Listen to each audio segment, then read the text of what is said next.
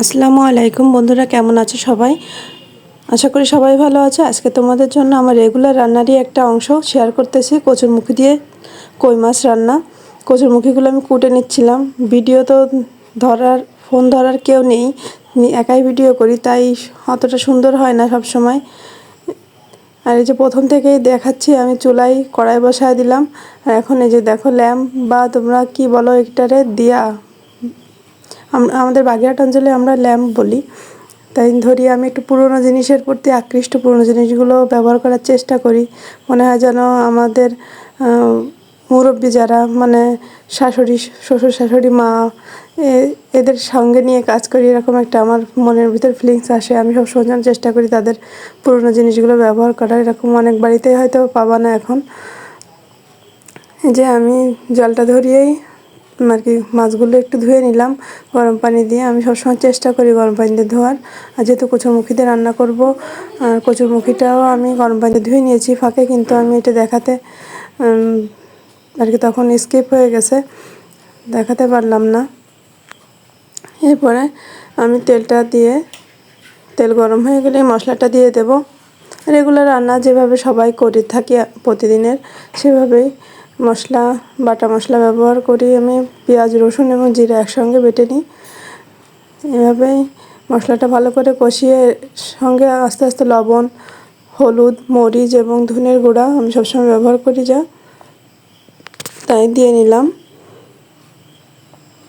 ভালো করে কষিয়ে,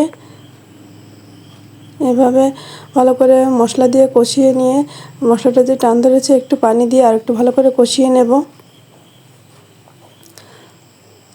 আর কাঠের চুলায় একটু তো ধোয়া হবেই, ধোয়া হতেই থাকে, এই জন্য ভিডিওটা অনেক সুন্দর হয় না।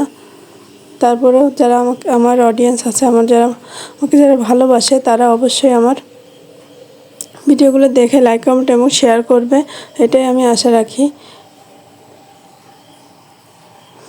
এভাবে একটু পানি দিয়ে মাছটা ভালো করে কষিয়ে নিয়ে তারপরে আমি ঝোলের পানি দিয়ে দেবো। আর কচুটা আমি কখনো আগে কষাই না। অনেক আপুদের দেখছি তারা কচুটা মাছের সঙ্গে কষায় বা আলাদা করে কষায় নে। আমি কখনো কষাই না, কারণ কচুতে ঠান্ডা পানি লাগলেই মনে হয় যেন গাল চুলকায়, গাল ধরে, এরকম। কচু জাতীয় যে জিনিসগুলো, আমি কখনো ঠান্ডা পানি ব্যবহার করি না। আর এক এক এলাকার এক এক রকমের রান্না, এক এক জায়গায় এক এক রকমের। আর আপনারা কীভাবে রান্না করেন আপনারা প্লিজ জানাবেন। বিভিন্ন এলাকাভেদে বিভিন্ন রকমের রান্না, আপনারা কে কেমন করে রান্না করেন আমাকে কমেন্টে জানাবেন। আর অনেক সাপোর্ট পাচ্ছি আমার অনেক ভাই এবং বোনেদের, তারা অবশ্যই সাপোর্ট এভাবে করে যাবেন। আর যারা ফলো করেননি অবশ্যই ফলো করবেন। যারা আমার ইউটিউব চ্যানেল থেকে দেখবেন অবশ্যই সাবস্ক্রাইব করে দেবেন। আর এভাবে কষানো হয়ে গেলে আমি ঝোলের পানিটা দিয়ে দিয়েছি। আর এখন বলম ওঠার পালা। এভাবে জাল করে বলম উঠে নেব। বলম উঠে গেলে আমি এখানে কচুরমুখীটা দিয়ে দেব।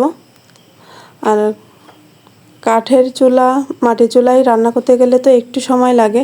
আর আমরা যত দ্রুত দেখাই, আসলে অত দ্রুত হয় না কোনো জিনিস। সব সময়ের জন্য সব কিছু সময়ের ব্যাপার। রান্না বলতেই একটু সময় নিয়ে করলে বেশি সুন্দর হয় আর খেতে বেশি ভালো লাগে।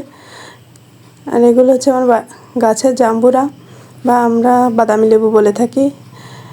এপাশে জাল উঠতেছে আস্তে আস্তে করে। অনেক গ্রামের মানুষেরা বেশিরভাগ, আমি তো বেশিরভাগ কাজ করে থাকি যে একটা জিনিস হতে লাগে, মানে তুলে দিয়েই তরকারিটা অন্য কাজগুলো আস্তে আস্তে করে সেরে নিই। আর এমনি চুলার কাছে বসে সবসময় জাল করা হয় না, কারণ গ্রামের দিকে অনেক কাজ থাকে, গ্রামের আশেপাশে উঠানে।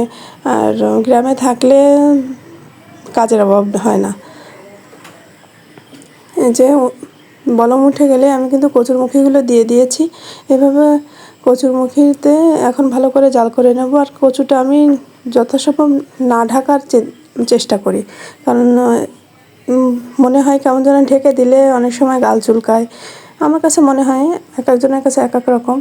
আর এতে পানি যে যতটুকু দিয়েছি, এই জালে আমার কচুরমুখীটা ভালো সিদ্ধ হয়ে যাবে। সিদ্ধ হয়ে গেছিলো, বেশিরভাগ সময় তাই হয়। আর আমি কিন্তু মাছটাও তুলিনি। সব সময়ের জন্য মাছটা আমি কষিয়ে ওই ঝোলের ভিতরেই রেখে দিই, নাহলে আমার কাছে ভালো লাগে না, তরকারি স্বাদটা কেমন যেন বাড়ে না। যে অনেক ধোয়া হচ্ছে একটু, তো আর তরকারিতে বলম উঠলেই ধোয়া বেশি হয়, আর ক্যামেরাতে কেমন যেন বেশিই দেখা যায়। যে তরকারিটা আমার কিন্তু হয়ে গেছে, এখন আমি নামিয়ে নিলাম।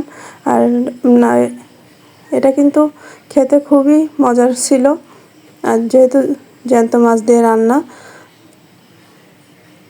আপনারা সবাই ভালো থাকবেন, আমার জন্য দোয়া করবেন। আল্লাহ হাফেজ।